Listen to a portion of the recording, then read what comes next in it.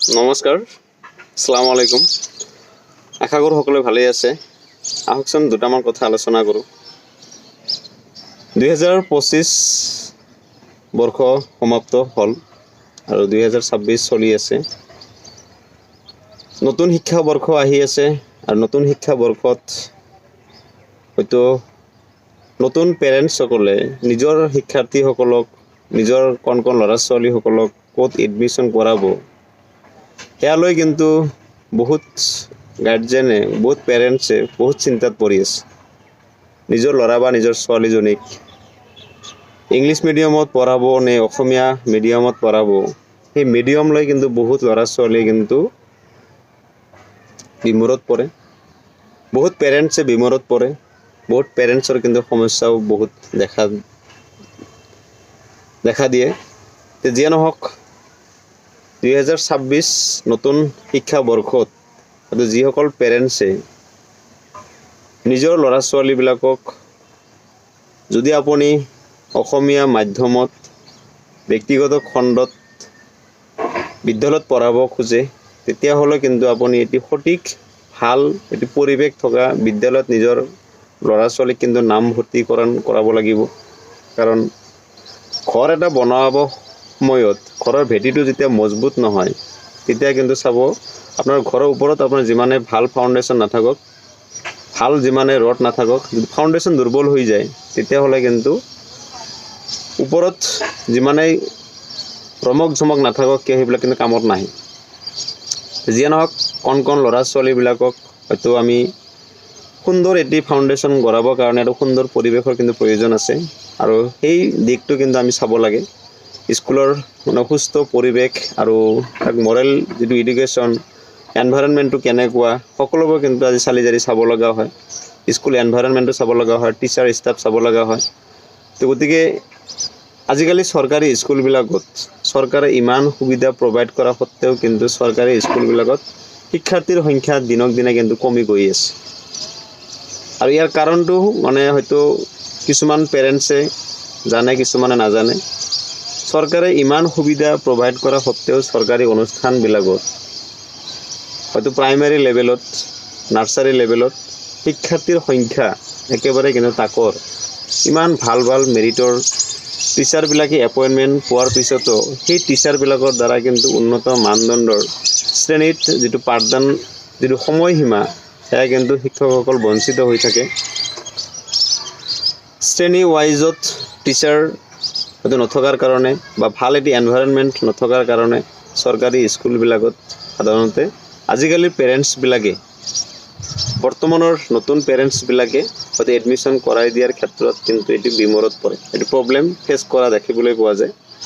যিয়ে নহওক, হয়তো প্ৰাইভেট অনুষ্ঠানবিলাকত এটা ৰেগুলাৰিটি মেইনটেইন কৰি হয়তো এটা ৰেগুলাৰ ক্লাছ ৱাইজ টিচাৰ থাকে কাৰণে হয়তো তাতে ভাল এটি এনভাইৰনমেণ্ট পায় কাৰণে হয়তো সেই পৰিৱেশটো আজিকালি পেৰেণ্টছবোৰে কিন্তু একচেপ্ট কৰে। হয়তো তাতে ভাল মেৰিটৰ টিচাৰ থাকক নাথাকক সেইবোৰ কিন্তু পেৰেণ্টছে বিচাৰ নকৰে। তাতে ৰেগুলাৰিটি হয়তো মেইনটেইন কৰে নে নকৰে, হয়তো ক্লাছবিলাক ভালকৈ হয় নে নহয়, ল'ৰা ছোৱালীবিলাকৰ ঘৰত যিটো পঢ়াৰ চাহিদা সেইখিনি ঠিকেই আছে নে নাই, আৰু সেইখিনি বস্তু ছাপৰ্টখিনি প্ৰাইভেট অনুষ্ঠানৰ পৰা পায় কাৰণে আজিকালি পেৰেণ্টছবিলাকে প্ৰাইভেটমুখী বেছিকৈ পোৱা দেখিবলৈ পোৱা যায়। নহ'লেনো চৰকাৰী অনুষ্ঠানবিলাকত আজিৰ তাৰিখত যদি আপুনি চায়, ইমান সা সুবিধা চৰকাৰে প্ৰভাইড কৰা সত্ত্বেও, ইমান ভাল মেৰিটৰ টিচাৰবিলাকক এপইণ্টমেণ্ট কৰা সত্ত্বেও কিন্তু তাতে ষ্টুডেণ্টৰ সংখ্যা একেবাৰে কম। আৰু সেই হিচাপত হয়তো ভাৰতবৰ্ষৰ পৰা, অসমৰ পৰা, বিভিন্ন জিলাৰ পৰা চৰকাৰী অনুষ্ঠানবিলাক হয়তো নোহোৱা হৈ যাব ধৰিছে। কাৰণ চৰকাৰী অনুষ্ঠানবিলাকত চৰকাৰী যিবিলাক শিক্ষক শিক্ষয়িত্ৰী থাকে, সেই শিক্ষক শিক্ষয়িত্ৰীবিলাকৰ ল'ৰা ছোৱালীবিলাকক কিন্তু চৰকাৰী অনুষ্ঠানবিলাকত কোনো পধ্যেই নপঢ়ায়। কাৰণ কিন্তু সদায় প্ৰাইভেটত নিজৰ ল'ৰা ছোৱালীবিলাকক পঢ়াই থাকে। আৰু নিজৰ ল'ৰা ছোৱালীক প্ৰাইভেটত অনুষ্ঠানত দি চৰকাৰী অনুষ্ঠানত সেই টিচাৰখিনি হয়তো বেলেগ ল'ৰা ছোৱালীৰ প্ৰতি কেনেধৰণৰ দায়বদ্ধতা, সেইটো এবাৰ অনুমান কৰিবচোন। গতিকে আমি সকলোৱেই নিজৰ ল'ৰা ছোৱালীটোক, কণ ল'ৰা ছোৱালীবিলাক, শিশুবিলাকক আমি ক'ত এডমিশ্যন কৰাম হয়তো এবাৰ চিন্তা ভালকৈ কৰিব। চৰকাৰী স্কুলত কৰাব নে প্ৰাইভেটত কৰাব নে মিডিয়ামটো আপুনি ইংলিছত দিব নে এছামিজ মিডিয়ামত দিব, যাতে শিশুজনৰ কোনো ধৰণৰ কুপ্ৰভাৱ এটি নপৰে, সুস্থভাৱে সুস্থ মানসিকতাৰে সুস্থ মন মগজুৰে যাতে শিশুটোৰ ফাউণ্ডেশ্যনটো মজবুত হয়, তাৰ কাৰণে কিন্তু পেৰেণ্টছসকল অলপ সজাগ হ'ব লাগিব। হয়তো আজি আপুনি টকা পইচা আজি আছে, হয়তো আপুনি ইংলিছ মিডিয়ামৰ ল'ৰা ছোৱালীবিলাকক দিব পাৰে, যদিও হয়তো আপোনাৰ ঘৰখনত ইংলিছৰ সেই পৰিৱেশটো থাকিব লাগিব। ইংলিছ মিডিয়ামৰ সেই পৰিৱেশটো ঘৰখনত থাকিলে, ওচৰ চুবুৰীয়া পৰিৱেশটো থাকিলে, তেতিয়া কিন্তু ল'ৰা ছোৱালীবিলাকৰ ইংলিছ মিডিয়ামত কিন্তু কি হয়, বহুত এটা এডভান্টেজ পায়। আৰু যদি এছামিজ মিডিয়ামত মানে দিয়ে, তেতিয়াহ'লে ঘৰখনত এছামিজ মিডিয়ামৰ হয়তো পৰিৱেশটো সকলো ঘৰতে আজিকালি বিৰাজমান, হয়তো সুন্দৰভাৱে নিজৰ ল'ৰা ছোৱালীবিলাক মানে নিজৰ মনৰ ভাৱখিনি প্ৰকাশ কৰিব পাৰে। গতিকে ভাল ল'ৰা ছোৱালীৰ কাৰণে হয়তো যদি আমি ফাউণ্ডেশ্যনটো মজবুত কৰিব পাৰোঁ, তেতিয়াহ'লে মিডিয়ামটো কোনো বাধা হিচাপত মানে থিয় হ'ব নোৱাৰে বা হেঙাৰ হিচাপত থিয় হ'ব নোৱাৰে।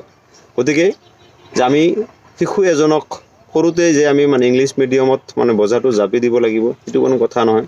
যদি ফাউণ্ডেশ্যন ভাল হয়, যদি সেই ঘৰখনৰ পৰিৱেশ বা সেই ওচৰ চুবুৰীয়া যিটো পৰিৱেশ, এই পৰিৱেশটো যদি সুস্থ সবল হয়, তেতিয়াহ'লে মানে এজন শিশু সেই পৰিৱেশৰ পৰা কিন্তু সুন্দৰভাৱে নিজৰ যিখিনি টেলেণ্ট থাকিব, সেই টেলেণ্টৰ মাধ্যমেদি কিন্তু বহুত বস্তু শিকিব পাৰিব। আৰু ছ'চাইটিখনত সময়ত যদি ফাউণ্ডেশ্যনটো যেতিয়া মজবুত হৈ যাব, তেতিয়া কিন্তু যিকোনো মানে ক্ষেত্ৰত মানে সেই ল'ৰা বা সেই ছোৱালীগৰাকীয়ে কিন্তু ভাল ফলাফল এটি দেখুৱাব পাৰিব। গতিকে সেইটো মানে ঘৰৰ পৰিৱেশৰ কথা বা ওচৰ চুবুৰীয়া পৰিৱেশৰ কথা বা স্কুলৰ পৰিৱেশৰ কথা। গতিকে যদি এজন ঘৰখনৰ পৰিৱেশ বা স্কুলৰ পৰিৱেশ বা ওচৰ চুবুৰীয়া পৰিৱেশ যদি সুস্থ সবল হয়, ভাল এটি পৰিৱেশ হয়, তেতিয়া মিডিয়ামটো মই ভাবোঁ কোনো ধৰণৰ বাধা আহিব নোৱাৰে। কেৱল থাকিব লাগিব নিজৰ আগ্ৰহ থাকিলে হয়তো আপুনি যিকোনো মিডিয়ামৰ পৰাই কিন্তু ভাল ফলাফল আশা কৰাটো নিশ্চিত, কেৱল কষ্ট কৰিব লাগিব। গতিকে আহকচোন আমি আগন্তুক মানে সেই নতুন বছৰ 2026 যিটো শিক্ষাবৰ্ষ আৰম্ভ হ'ব, সেই শিক্ষাবৰ্ষটোত নিজৰ মানে ভৱিষ্যত, নিজৰ সপোন, নিজৰ ল'ৰা ছোৱালীবিলাকক মানে ক'ত এডমিশ্যন কৰাব, হয়তো ভাবি চিন্তি এডমিশ্যন কৰাব বুলি আশা কৰিলোঁ। ধন্যবাদ। জয় অসম। নমস্কাৰ।